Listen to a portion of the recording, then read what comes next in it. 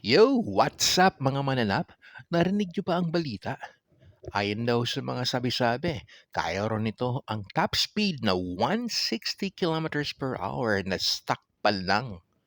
That's impressive. Yo, Dad Rides here, back with another feature. Balikan natin ang Skygo Monarch Spear 180, isang underbone na tila nilikha para sa naghahanap ng performance sa budget-friendly na presyohan. O sige, simulan na natin sa puso ng motorsiklo na to, ang makina.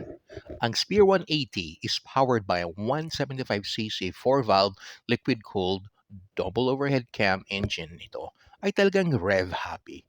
Kaya swak sa mga rider na mahilig sa spirited riding. May lakas na 16.7 horsepower at 8,500 RPM at ang torque 15.5 Newton meter at 7,000 RPM. Kaya hindi ito napapahuli sa rangkada at hataw. May 6-speed manual transmission na bihiri lang sa mga underbone na ganitong displacement. Isang plus para sa top-end performance. Pag-usapan naman natin ang handling at kaginhawaan sa paggamit ng motor na to. Magaan lang pala ang timbang nito, 120 kg, kaya madali lang isingit ito sa traffic at hindi nakakapanibago kahit sa mga beginner riders. Ang telescopic front fork at monoshock rear suspension ay nagbibigay ng balance sa comfort at handling. May ground clearance na 165 mm, kaya sapat at perfect lang to sa road condition lang Pilipinas. Sa design at features naman, kapansin-pansin ang aggressive at sporty look ng motorsiklo na to. May digital LCD display para sa modern look at mas malinaw na impormasyon habang nagmamaneho ka.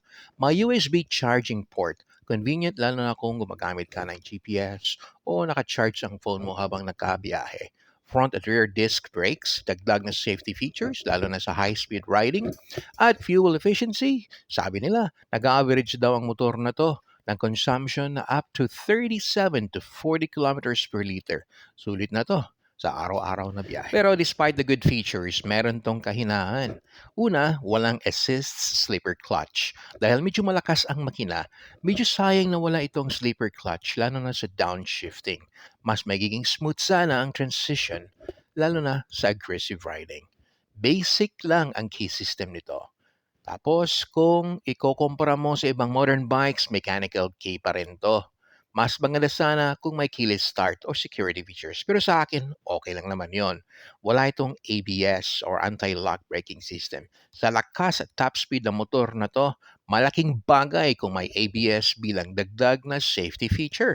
Ito na ang final verdict natin. Skygo Monarch Spear 180 ay isang sleeper underbone na may potential na performance bike. Mura, malakas, at may modern features. Isang underdog na dapat isama sa listahan mo kung naghahanap ka ng bang for the buck na motorsiklo. Sa presyong abot kaya, hatid ay hataw na saya.